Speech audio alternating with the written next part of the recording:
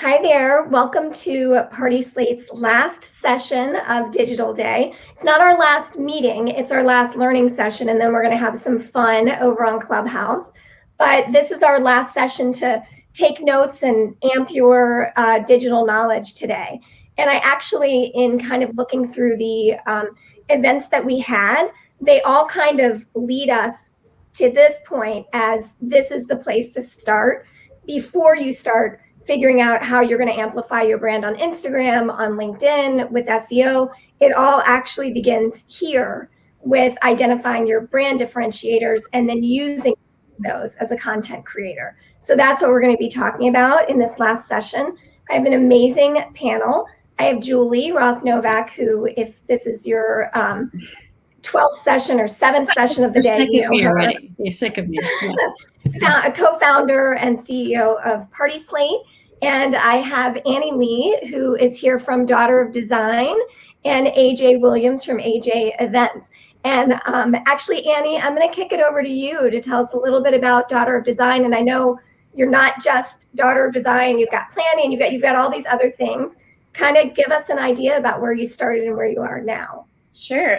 So I'm Annie Lee. My event planning company is Daughter of Design, and we started about 15 years ago or so in New York. And I think a lot of our founding story comes from like, what is Daughter of Design, right? Just the name is not like, doesn't say wedding bells or anything like that in it. And I'm actually a daughter of an interior designer. And that we'll get into, like, comes a lot into my brand story of, I pull a lot from the interior design background of my family business, and that kind of more that direction for design inspiration.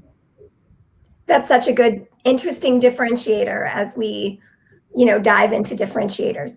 AJ, do you want to tell us a little about your company, AJ Events? Sure. So I've been in business for 18 years, but in the industry for over 25. And we discovered our differentiator when we were trying to figure out where we were going to land in our market.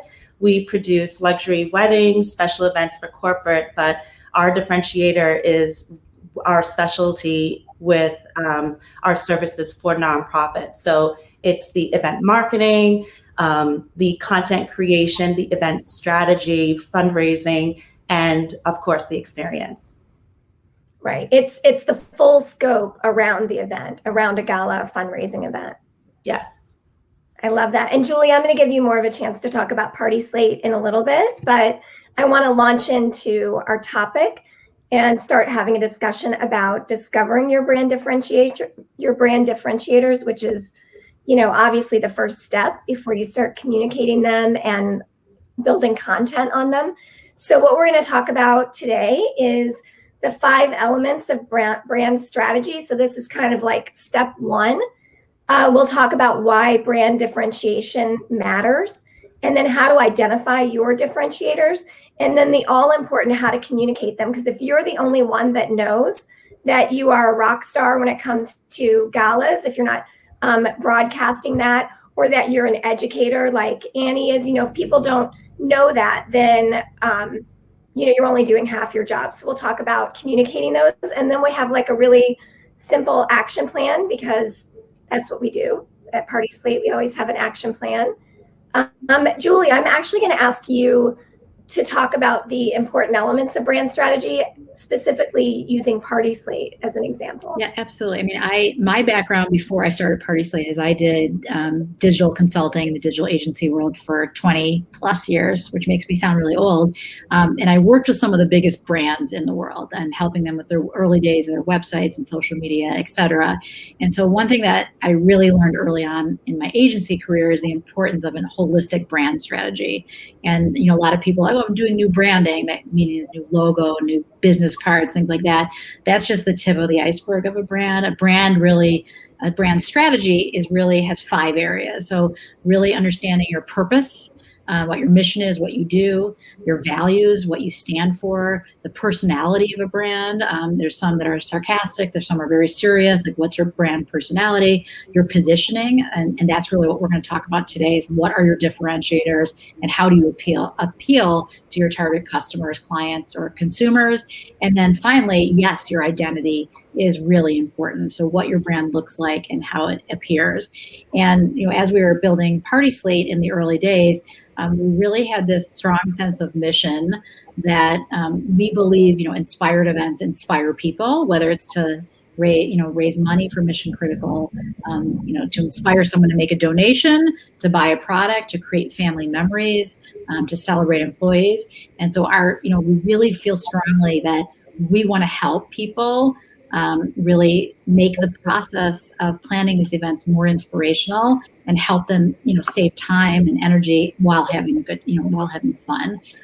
On the other side, for event professionals, we really found a new sense of purpose during this pandemic to help this industry become better digital marketers.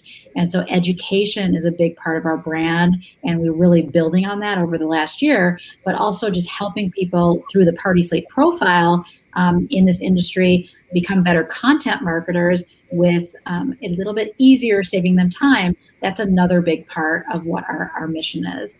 I won't go through all of our core values, but just know that we do a core values award for employees once a month. We really talk a lot about our core values. And our personality is, and Pamela, you'd probably be best to talk about personality because you're our editor, but we love event design. We are inspired by this industry. And almost like Vogue looks at fashion, that's how we look at this industry. We don't want to be like 10 things not to do at your next event. That is off-brand for us. But we're going to talk about things to inspire your next event, trends. We're more of a positive brand. So we have a whole brand guideline that defines our personality, but we've been very intentional about the PartySlate brand. As far as positioning, we have some clear differentiators. We don't want to be a directory. We don't want to be a Yelp. We want to be a portfolio sharing platform for not just weddings, but mitzvahs, galas, 50th birthday parties. We also position ourselves as the top kind of 10% of the market. We are not trying to be snobby. We are just saying that that's what we are appealing to, is the people that have larger scale budgets and are looking for professionally planned events. And then finally, as far as our identity, you'll see my real step and repeat behind me. We want our brand to kind of disappear into the background. We are black and white. The site is largely white with some accent colors, but we want your work, your photos to be like you're walking in a modern art museum and your work is what stands out. And we are this beautiful, seamless design that kind of, again, it fades to the background, but yet the use of white space is very, very intentional on PartySlate. So that's kind of in a summary how we think about the PartySlate brand. And so this is the holistic view of brand strategy. That's all the time we're going to spend on the other elements. The rest of the time we're going to be talking about how you're different and how you appeal to your target clients. Just to set the stage a little bit and talking about why brand differentiation is so important. I mean, I don't know. So it's hard to distinguish. I can only tell the work of different planners to court because I look at it all day, every day. But you need to help people, especially consumers, out so that they can make sure that you are the right fit for them. And part of that is in communicating your brand differentiation. And a brand differentiation strategy is going to help you be more targeted in your marketing. We spoke earlier about public relations and making lists of magazines and digital resources that you would want to pitch to. And your brand differentiator is really going to inform that.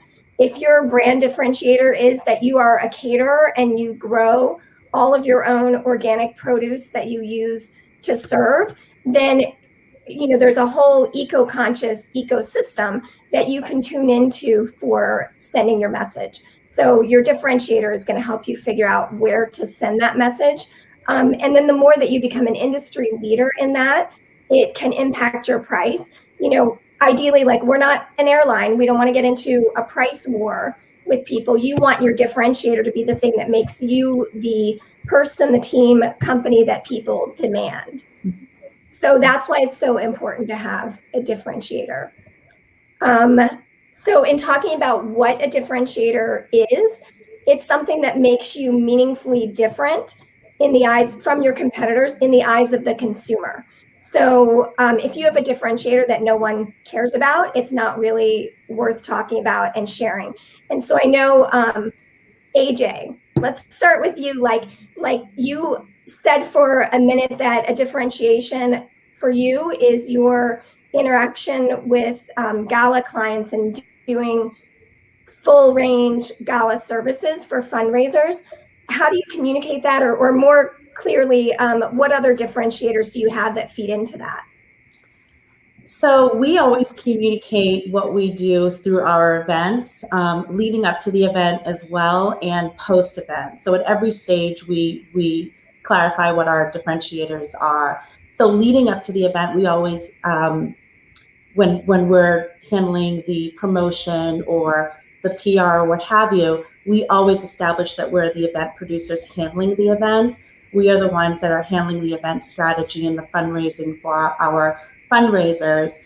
So we're totally immersed in that process as the event producer and fundraiser for that event. But during the event, we're front and center. We always make sure that we're negotiating full page ads in our program book. So they know when we say the event is produced, this event is produced by AJ Events. And then we always send a thank you to our audience, to our guests, with the experience that they received, and thanking sponsors and thanking our donors, produced by AJ Events. So that's how we convey that to the audience. I will say that if you just, if anyone goes to AJ Events Instagram account, it becomes very clear, scrolling just a little bit, exactly what they do, because not only is it post of images from charity events and fundraisers, but also information about the organizations that they work with. And it becomes very clear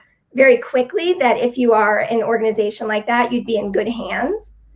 Annie, can you talk to us a little bit about Daughter of Design and the differentiators that you've created for yourself? Yeah, I think it's two-pronged. As a planner, it's hard to showcase and put out there exactly how the actual planning service part happens, right?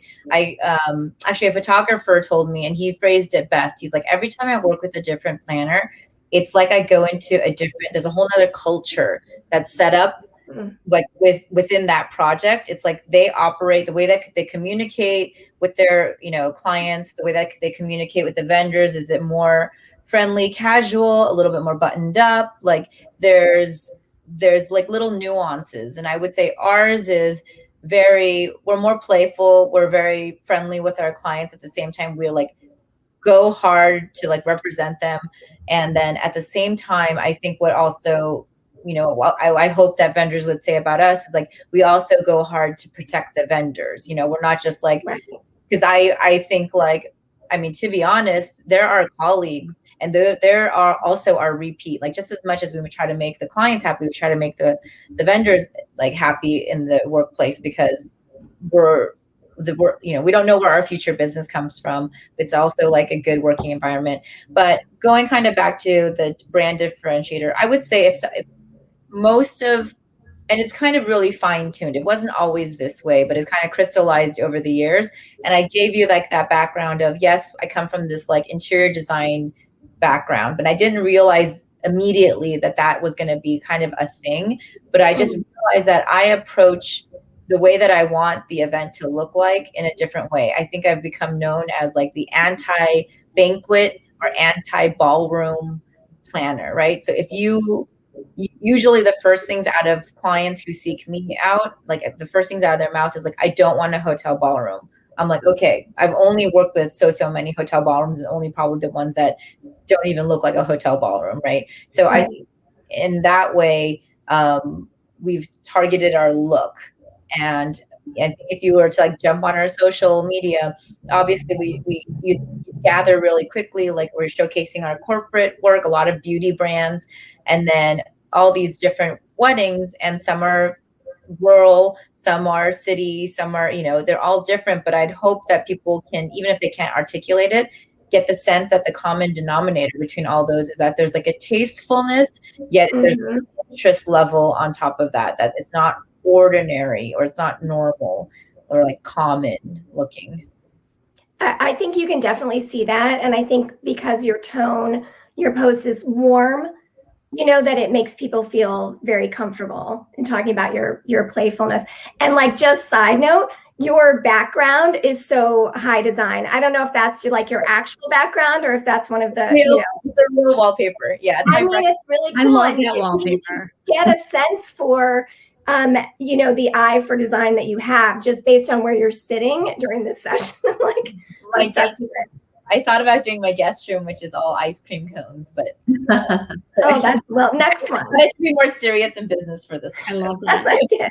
We'll just keep doing events with you until we get a tour of your entire home. Yeah, hang on. And I think Julie, do you have anything? Yeah. One thing I'll just add is like kind of the differentiator test is, yes, a lot of people say fake it till you make it, but to really have a true brand differentiator, it does need to exist for real. Again, you can do a little of that if you're new in your company, but AJ, your expertise in gala and fundraising and the full story, because again, I've done a lot of fundraising as a volunteer, is a true differentiator, and that's something that you bring to the table.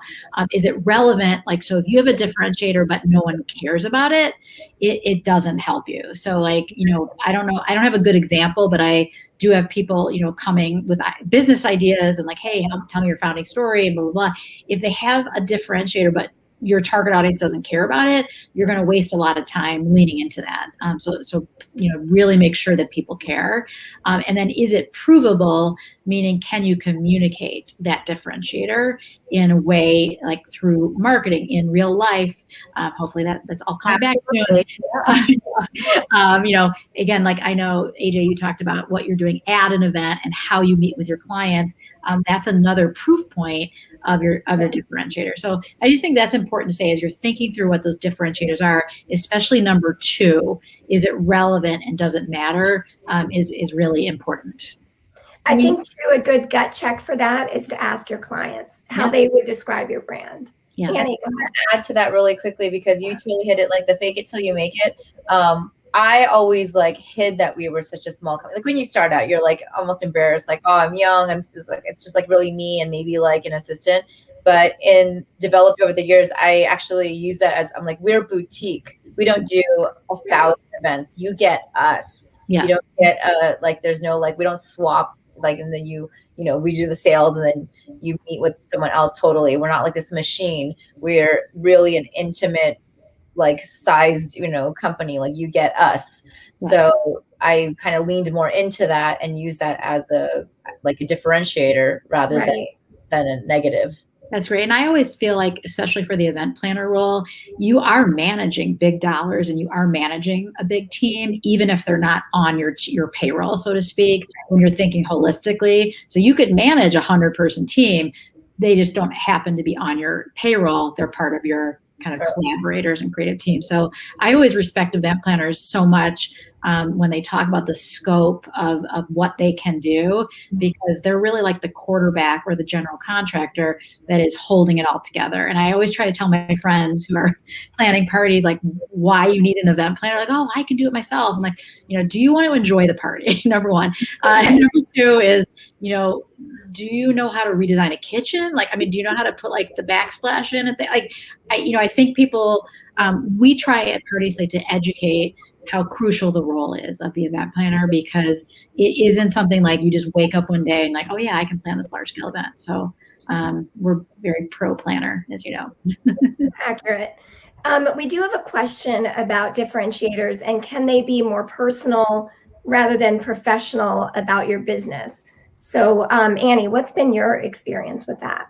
I would say 100%. I think it comes, your company, if you're a planner or whatever your company might be, it's an extension of probably you as the founder or of the company, because especially like the way that the communication is, like we were just saying before, I'm very casual. I'm not like, it's not like so formal when I write my clients. I'm like, hey, that's awesome. No, totally. That's kind of like how I speak, is how I communicate, and also like like how I dress, or like the interests that I have because I follow art, or because I follow interior design, or because I follow fashion.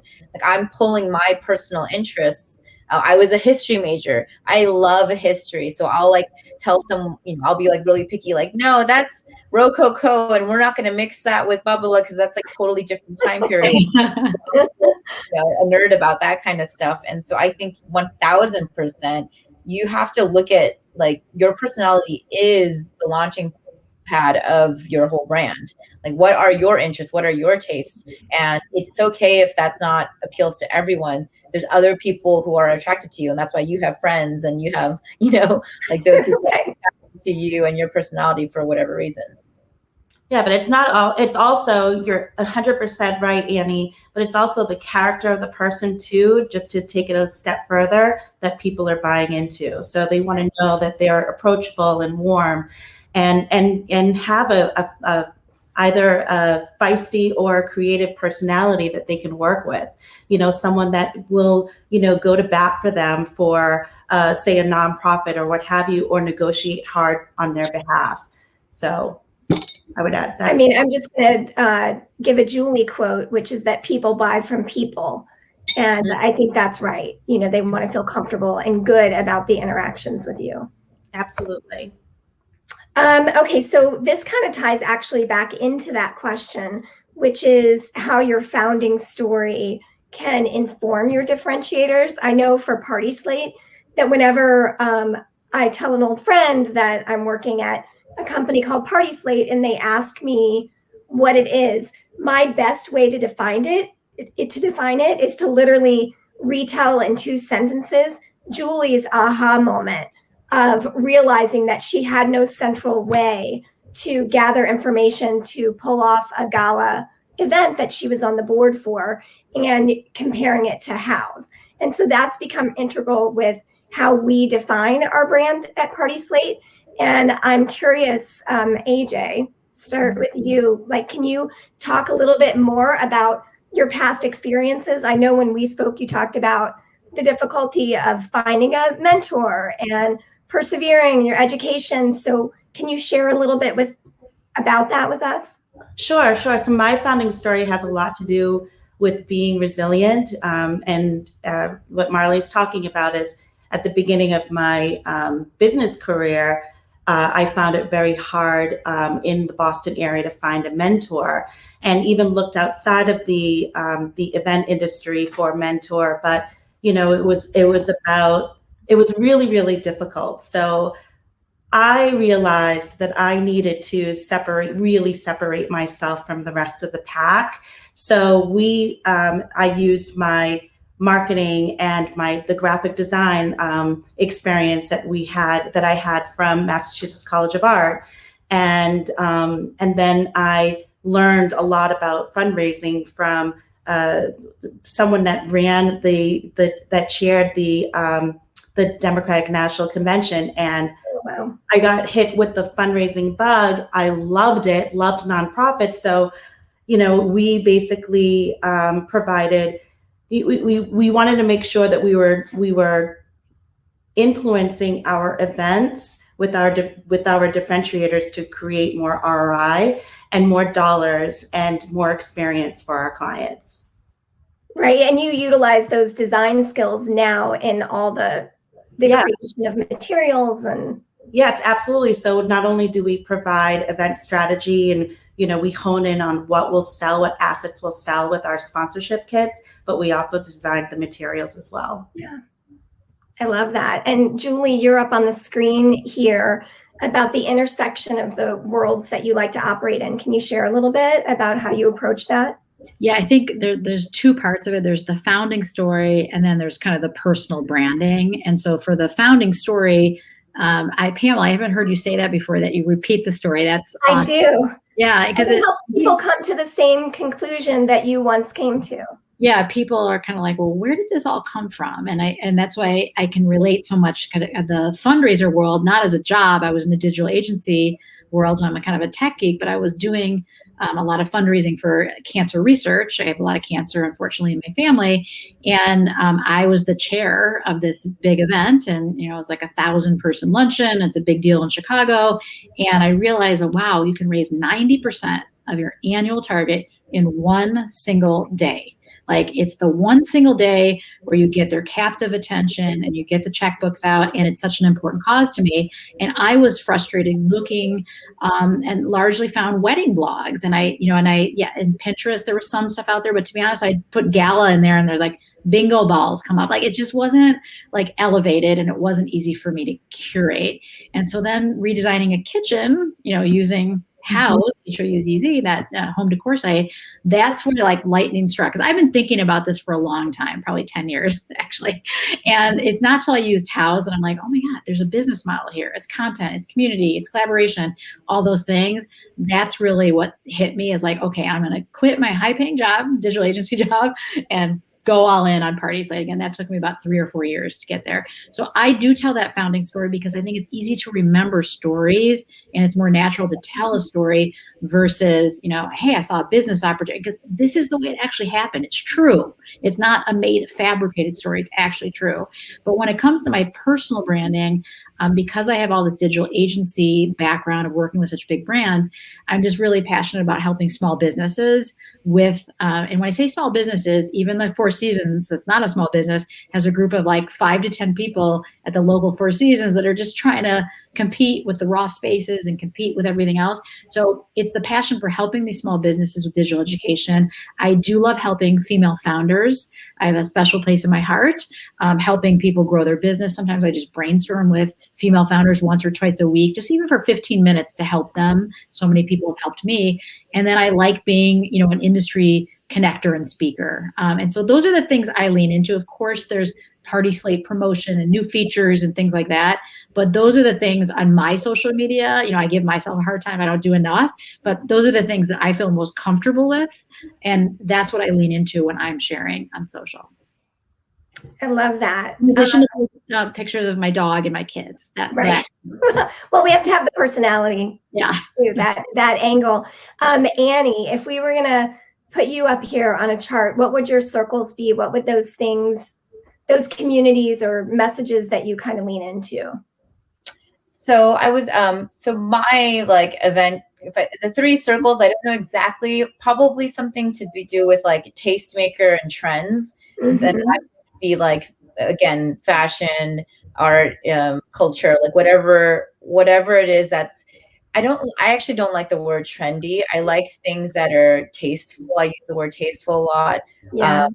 But so it's more, I like, for lack of a better word, like the cool stuff that's happening. Like what are like the really not mass market fashion brands, but like what is like, I love an independent designer. I would rather wear something that like a label no one's ever heard of, rather that's like interesting and also good quality, but versus like just having to be drenched in Gucci head to toe, right?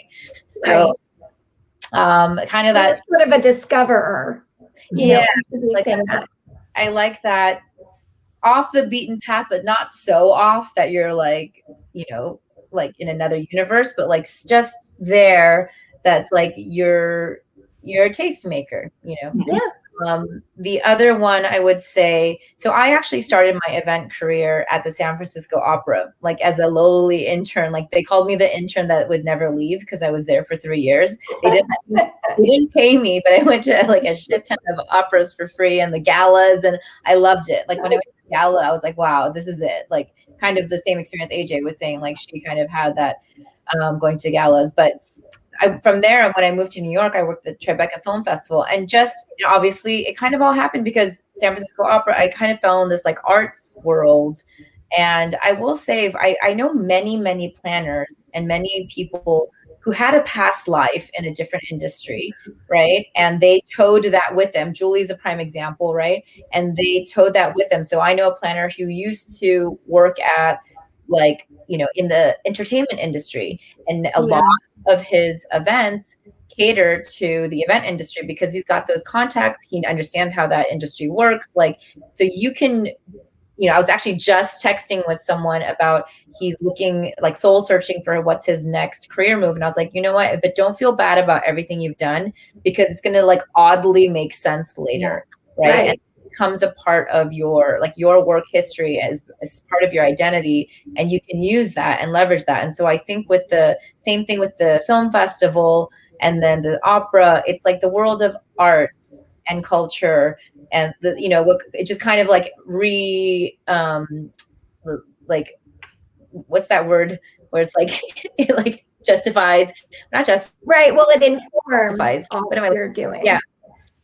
Right, exactly. So it kind of reinforces that what I'm trying to say in the other parts of, like, again, going back to someone's question earlier, it's like, what are my personal interests and how is this all part of me? And that work history kind of relates to that. And then I just really like, it kind of like dawned on me that everyone's like, why do you like wedding planning? I do event plan, like corporate planning as well, but like, what is it about wedding planning? And I was like, it just dawned on me. I'm like, it is the intersection of all the things I love, which are, I love like the family and friends and the warmth of an event like that. I love food. I love fashion. I love partying and dancing. I love romance and just being like, just all of those things that kind of get rolled up into a wedding. And so that's kind of pulled me into it. And it's something that I say, it's like, because I enjoy it, and I like all the, and what my friends call, I'm like painfully punctual and painfully organized. Like, so at least I can monetize that instead of like friends being like, oh shit, she's really going to be there at 6. I'm like, we said 6, I'm here, So, I found a way to like. It's hard to find, Annie, the highly creative people, the art people that are also very organized. Yeah. So I have to say, having the left and the right brain together makes for a great event planner and designer. Yeah. Thank you. Yeah, I try. I'll say that my career has been kind of a winding road also. And in all the industries that I've been in, they so highly value your experience in that industry. And the event industry is such a beautiful exception in that all of your past lives help you do the thing that you're doing, whether you were a server or you worked in a kitchen or, you helped do sets for Broadway, whatever it was, all of it helps you in this industry. And I think we celebrate that. We celebrate those differences. And I just love that about this industry. And so I could listen to founding stories all day and like the steps that people took that got them to this moment. Yeah. And I have to say that my founding story really helped to mold my business. Even last year, we stayed resilient last year as leaders and diversified in the whole COVID virtual world and produced live event fundraisers to a live audience. And that helped us keep our business afloat last year and helped us be successful and really champion for our nonprofits last year. Yeah, I think we all had to learn some new skills and level up last year, and the explosion of virtual and hybrid events and learning that we can still stay like super connected, even if we're not in the same room, has been just a revelation. Yes. Everybody got so creative. Yes. I just have loved the stories that have come out of it. Let's keep going in terms of other opportunities to differentiate your brand. I'm not going to go through all of these bullets, but I do want to mention here, Annie, if you can tell us a little bit about planning and like your interest or desire to educate people about the world of weddings. Oh, you're on mute, Annie. You're on mute, Annie. Yeah. Okay. So I think it's really important. Like one of the things, like as soon as we get on the phone and we're talking, one of the things I try to get across is that I'm going to be fair. I'm going to educate you on why things cost this much and try to make it, like everything is going to be so that you learn and you understand why it's like that. Even with the design, if someone shows me a linen, I'm like, let me tell you why that one doesn't work. Not to like make them feel bad, but be like, oh, see how the print is so big? It just makes it look a little bit more contemporary, and then everything else is like this. So I want them to understand, not just tell them no. I want them to understand why. So years ago, actually, I just flew back from LA with like suitcases of them that I had left in LA. But I have these flashcards called Learn to Speak Wedding, and they're flashcards for beginners. They're just flashcards that are kind of playful, at the same time educational, on all of those like 101 terms that clients are always like, STD. I'm like, save the date. No, it's not. It's not. I didn't know that one. I didn't know that one either. It's such a great gift for like a we need the middle-aged flashcards. couple. Yeah. I'm going to send you. Okay, I'm going to send you. So you cannot work with weddings and not know all this lingo. Please But do. so that's just like a fun, playful, kind of like novelty gift. And then Planny is basically, it's a service that we've been offering in Daughter of Design that I've kind of created this whole other platform, which is a network of event planners in cities, local planners in cities worldwide that you can work with on an hourly basis. And what I want to do with this is really kind of, again, like make an event planner accessible to all, right? I really want to democratize the service. I feel like there's so many people who need the help. I don't want to make, yes, I do big weddings. Yes, I do a lot of luxury, brands and all that stuff, but I'm not nose in the air, stuck up. Like, I want to work with people, and I want, I think everyone should have access. Anyone who feels lost looking at a contract should be able to talk to a planner. And, there's certain circumstances where they don't need me as a full service, but they just want me tap into me a little bit for my design, ideas. And I'm happy to, it's great. I don't have to commit to the date or do much else, but other than help them come up with a creative design plan. So it's been a great, kind of offshoot. And I think it does come from that, Pamela, what you're saying is the culture that we have in Daughter of Design, which is help, educate, be fair, be reasonable, be accessible, and just kind of growing that on a larger scale. I love that. And I think that comes through in your communication. I associate you with being an educator, meaning you'll hold someone's hand and kind of walk them through the process. And AJ, I'm going to switch over to you because I think, we've touched so much on the differentiator, that you go hard on the gala scene, but we also talked about how each of your events has an element of surprise and how that's a differentiator for you. Can you talk a little bit about that? Sure. That's my second differentiator. Is we always add an element of surprise to our events. And, when it comes to fundraisers, we do it for all our events, whether it's a luxury wedding or a surprise birthday party or what have you, but especially for our nonprofits, adding that element of surprise adds energy to your event. So I'll give you, for instance, the Museum of African American History. When we revealed our event space, people walked into a theater style event with a beautiful backdrop, and they were anticipating a celebrity headliner as our MC and host. But what they didn't anticipate is that we were going to have party favors on every seat. And the party favors were African instruments, authentic African instruments. And we had a whole variety of instruments for people. We had shakers and cymbals and a bunch of instruments that people could use during the event. And what it did was it turned the audience into our performers. It was truly, truly engaging. It was so engaging that the attendees were swapping the instruments with each other. They were networking at the same time. And then they became this engaged audience as well as the entertainment. And when you create energy, that increases dollars. And so that element of surprise. And then for King Legacy Night, we had this huge fundraiser. We raised $1.2 million in 5 months for King Boston, and it was a celebrity-filled event. Tamron Hall was our MC. We had civil rights leaders that were part of the program. Our event opened up with Esperanza Spalding and a full chorus with Taylor Dane.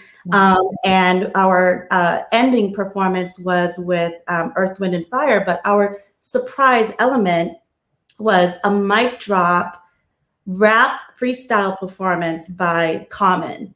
So he on stage, and the audience is like, yeah, and that was truly, truly amazing. We put him in right before the fundraiser, of course. Yeah, Right. good timing. Strategic move Yeah. on our part, and we raised $500,000 in 20 minutes. And it really had to do with, he had this freestyle custom rap that he did, but it was all geared to the love story of what our mission was for the King, for MLK and Coretta Scott King. And that night it was all about their love story, because that's what the memorial is for. So I love that story. I think it's so, inspirational when you really think through the experiences you can create that drive, the results that you're looking for. Again, back to inspiring people to donate, inspiring people to buy a product, inspiring, creating family memories or whatever it is.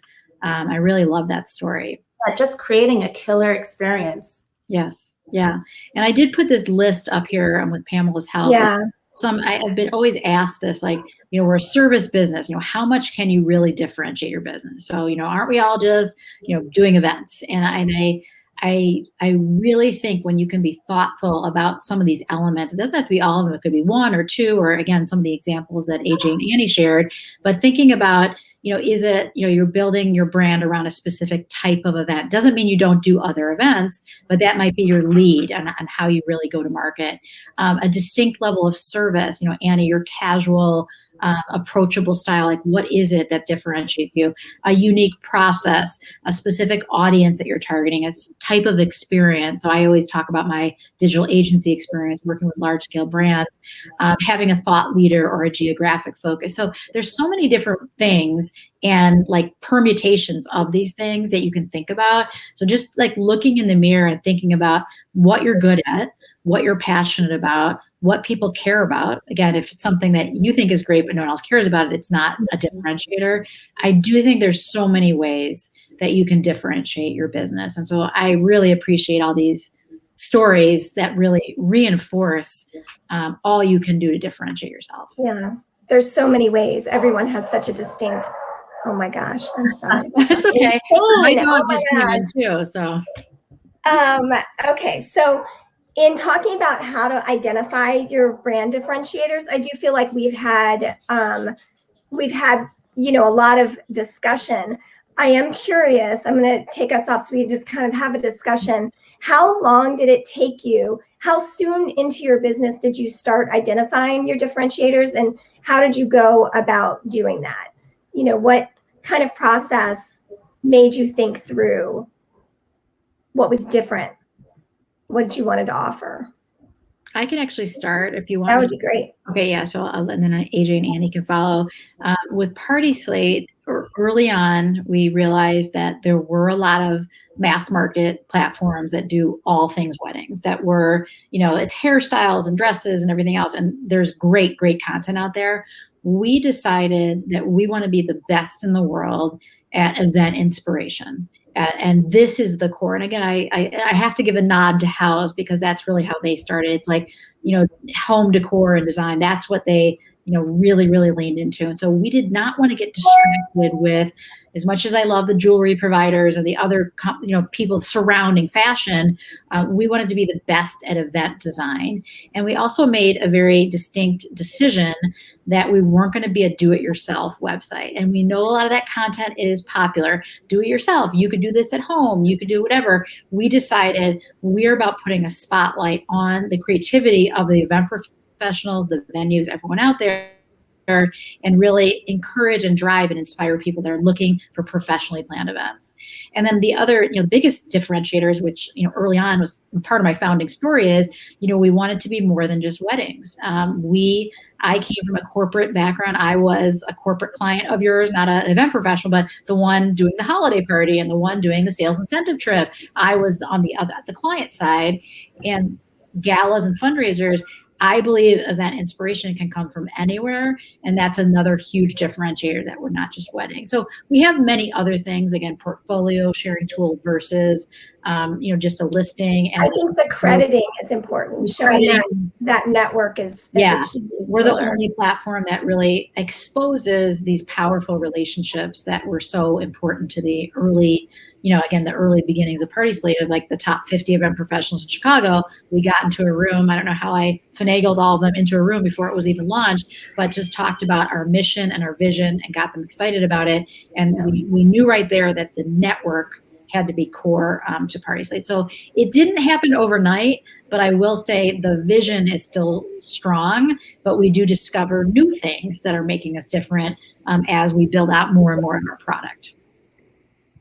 So again, that's more of a product view versus a service. Yeah, no, but I love that. Yeah. AJ and Annie, do you guys have anything more to add about how you went about discovering what your differentiators would be? I mean, I think I've already explained how we got into fundraising and and what we do with event strategy for our nonprofit clients, and that really is our true differentiator.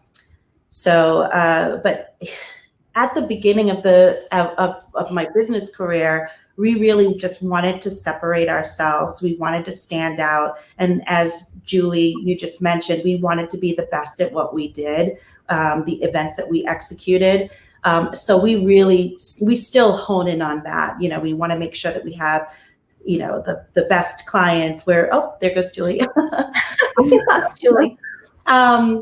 But we wanted to make sure that we're planning the best experiences and the most immersive and the best campaigns for our nonprofit clients, with the best experiences that are, press worthy and what have you. So that's really, how we plan and, how we still move forward with our, for our nonprofit clients. And then we have pretty consistent. Yeah. And then we have our other social clients that we plan for. We have our luxury weddings. I mean, then we plan events every year for Coach Belichick. We do a crab festival for him on Nantucket. And, it's exciting. So I truly love what I do. I do want to take a step back, and Annie, I know you probably have something to add on that, but I'm going to turn a little bit because I know that you'll have something to say here. When, we've had all this talk about identifying your differentiators, how do you communicate them? How do you leverage all of the communication methods within your control to let people really know who you are as a brand? Annie, if you could share some examples and ideas with us, that would be great. Sure. So to go back to, I'll give you a little history lesson. I love my education moment. So I entered the wedding planning scene in 2002, event planning in 2000, but wedding specific 2002. So I can tell you almost exactly when it went from having just a wedding. And I remember maybe you were wild and wore different colored shoes, right? That was whoa, you're so out there. And then with the birth of all the blogs and, that's when things changed and everyone was started to one up each other a little bit. And that's when I remember there was it brides who had said, they do surveys every year to find out what adjectives people say, how they just want to describe their wedding. And suddenly unique started to creep up. Oh, interesting. Right. Unique was not always what people wanted. It was, and to this day, there's a lot of weddings that I kind of categorize as anonymously beautiful, stunning, but has no, to me, specific personality about it. And I think that's where I was young enough in my career that I wasn't stuck in doing one type of thing. I was just at that point where I was launching Daughter of Design. I'd been working with other people and finally launching my own company in 2000, 6, 7 is when I started it. And that's when all the blogs were coming around and it was okay to, it's not even okay. You wanted to start to be unique and different. And so that was very integral in me and my story, offering that. Cause that's, just kind of going back to personally, how I would do it anyway. But now it was on the market, that's what people wanted. So going back to your question was and how do I show that?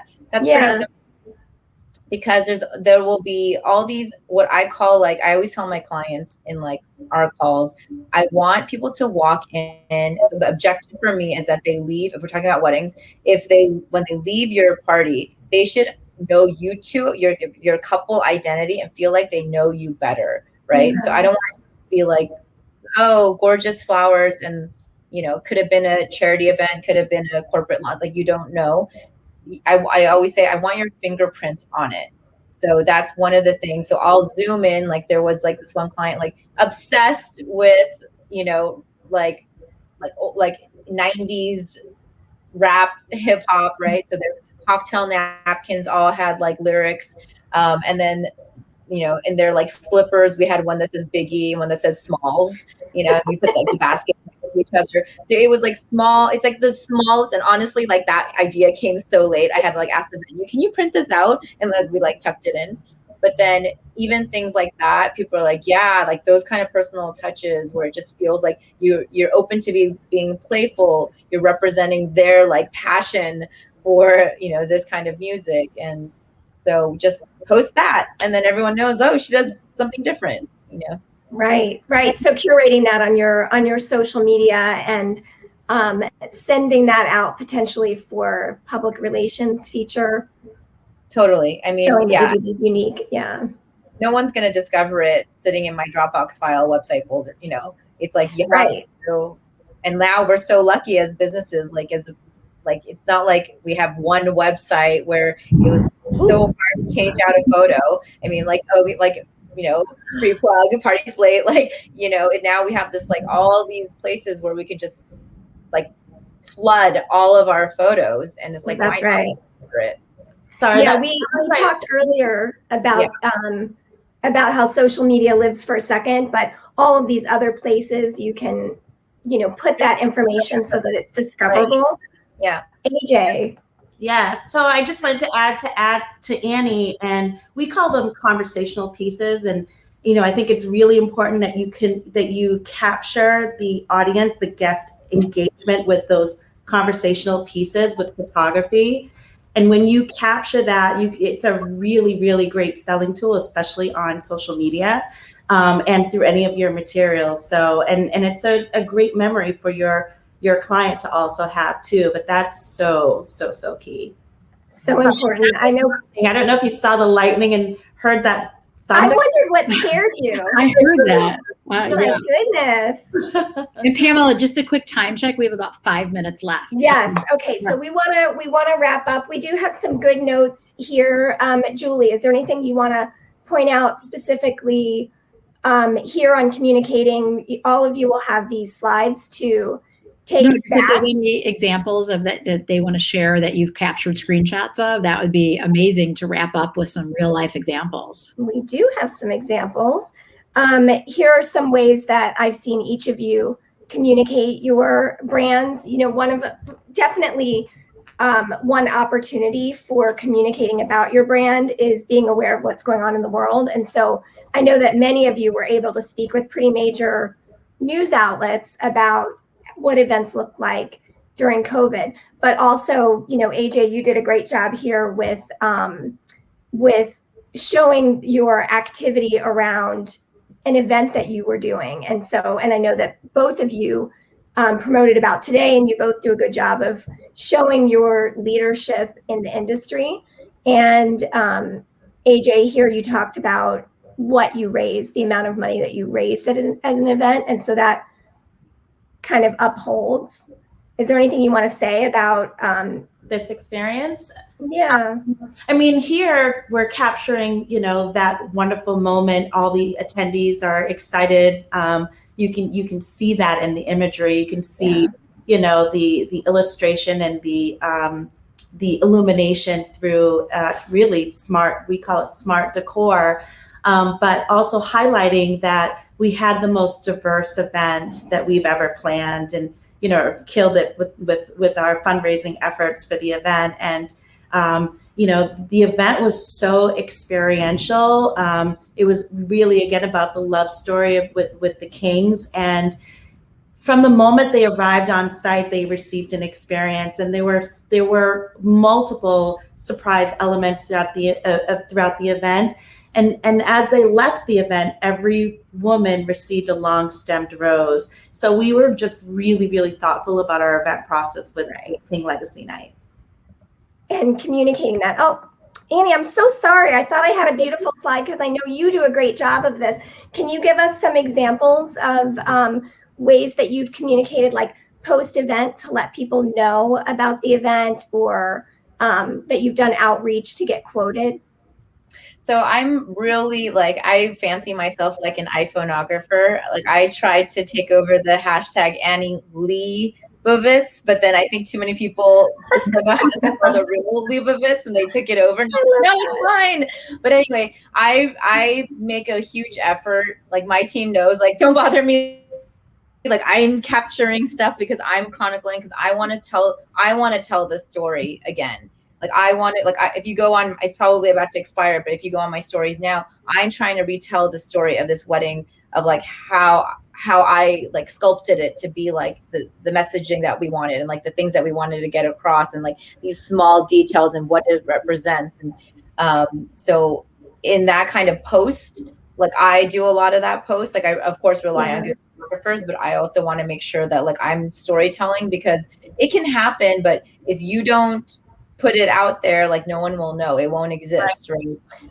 Right. It only exists on that. And this bride's one is you giving a quote or adding more context and publishing that on your own on Daughter of Design. And so that's just simplifying, kind of just making sure that like people know that like I want to make it known that I'm like really in the COVID like planning world. Like, I've tried to be like a one of the leaders in that, and I just want to show like you can come talk to me, you can hire me, I'll know what's up, I'll know what's happening, like what's the best way to approach this. Right. It shows that you're paying attention. So in 1 minute, I'm just going to say we're leaving you with an action plan. Obviously, starting at the beginning is defining your brand differentiators and documenting that holistic strategy that Julie talked about with the 5 areas of your brand. And then the last part of it is obviously communicating that. And somewhere in between, defining your brand differentiators and communicating them is doing a gut check and asking people that you've worked with. Yes. And that might inform you a little bit about what your differentiators are and how you're perceived. To wrap up super quickly, how we can help. We can create a free PartySlate profile for you if you are not on PartySlate. If you've been with us all day, you've certainly learned what we do and how easy it is to get on PartySlate and be discoverable by consumers and other event professionals. We are happy to give a free review of your brand differentiators as you're thinking through that process if you want to reach out to us. And then lastly, the day is not over. Yes. The learning day is over, but we still have a lot of fun in store. And so please join us on Clubhouse now. 2 minutes from now. And I'm sorry for Android users. We had a full pack day, but for iPhone users, we know Android's coming soon. Join us on Clubhouse. We're going to have a fun, quick, 45 minutes to an hour chat with all of our panelists. Take your questions. I know some of my Clubhouse friends will be joining me. So please join us on Clubhouse. And I just have to do a shout out to the entire PartySlate team that worked on Digital Day. Kylie, Lauren, Amanda, Chelsea, Pamela helped me if I'm missing some big people. I'm sure everyone on the marketing team. Everyone had a role on this event. So thank you guys for putting all this digital education in one place and helping the industry rebound after this challenging year. And Annie and AJ, I always love talking to you guys. Thank you for sharing your insights and how you built your brand and your differentiators. We so appreciate what you guys do, and we thank you for your time. Thank you. Right. Thanks so much. Hopefully we'll see you on Clubhouse and people can ask more questions. Absolutely. Okay, thanks everyone. Bye. Bye.